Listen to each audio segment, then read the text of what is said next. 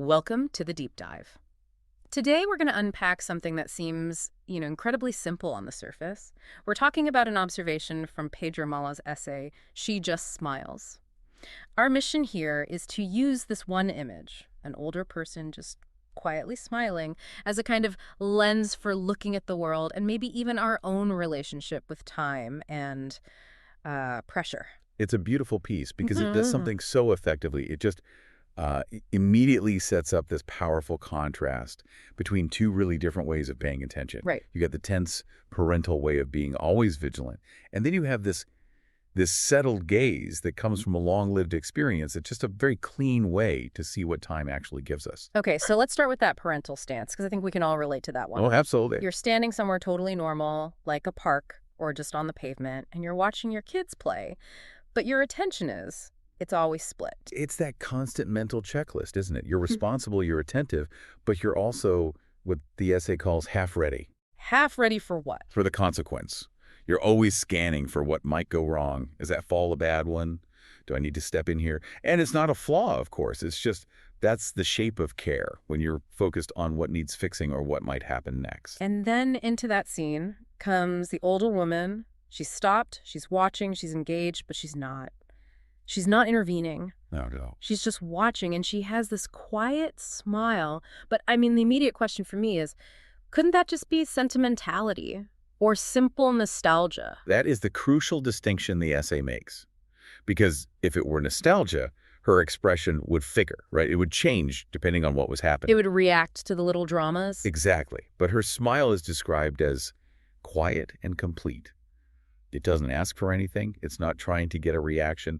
It doesn't approve or disapprove. It just holds a kind of knowing that's been shaped by time itself. Not by thinking about the time. It's just what she is. So while the parent is kind of braced for impact, always measuring now against a potential future problem, she's just relaxed, unguarded, settled. Hmm. She's simply with the moment, not ahead of it. She doesn't feel the need to hurry things along because she's not focused on the outcome. A kid trips and gets right back up, the little argument happens and then dissolves. And the smile is still there, unchanged. Unchanged, which suggests she's not weighing the intensity of each little event. She's just recognizing the overall rhythm of it. So if that settled look isn't approval and it isn't nostalgia, what's the actual insight here? What are we supposed to be taking away from this? I think it connects to this really core realization about life itself. The older woman isn't watching life as if it's this fragile thing that needs constant protection. Uh-huh. She's watching it as something robust, something that's strong enough to move and stumble and recover and just continue on its own. Without needing her to shape it. Exactly. Yeah. It's a kind of practical familiarity. Mhm. She's seen, as the essay says, in the shape of life many, many times before. And for you listening to this, that's such a powerful idea. It kind of makes visible this whole other relationship you can have with time.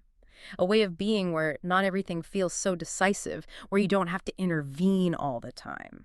And if you look at the bigger picture, this kind of attention isn't just reserved for watching children. Yeah. The essay points out you see it when older people watch the sea or observe strangers in a cafe, or sometimes when they seem to be looking at, nothing in particular.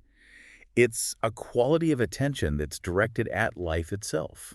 That settled feeling, I mean, it must come from having been through a lot, from having managed immense pressure over a lifetime. I think it does. The source suggests this deep knowing comes not from having figured everything out, but from having simply outlived certain questions. What does that mean, outlive certain questions? It's the realization that intensity doesn't always equal importance. We cling to these huge questions like, will this failure ruin things forever, or am I doing enough? And time just shows you that many of those questions, they just become unnecessary. They sort of dissolve on their own. So the smile then is the physical expression of that. It's someone who has, in a way, stopped arguing with it. That's the perfect way to put it. She stopped arguing with life. Yeah. And that quiet trust that things can unfold without our constant pressure, that's the real gift of that moment. Yeah. Her attention isn't guarding or searching, it's just acknowledging. It's watching life be exactly what it is. Which leads us to a final thought for you to mull over. If this kind of deep knowing comes from outliving certain questions, what are the fundamental questions about your own life? About control or safety or success that you're clinging to right now? And is it possible that time might eventually make those questions feel, well, completely unnecessary? Something to think about.